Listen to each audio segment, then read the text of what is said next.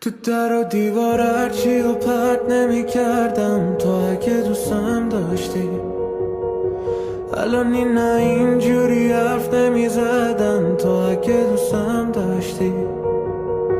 این همه از ارث تو قلب نمی شکستم تو اگه دوستم داشتی. دور خودم هر کیو جمع نمی کردم تو اگه دوستم داشتی.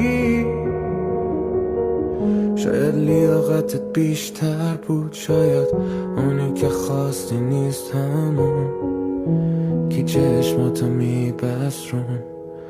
اونی که گفتی میشم کو پس چقدر حرفه تو گلو من، چقدر پیر شده درونم. فقط دنبال بهونم برم اینجا نمونم.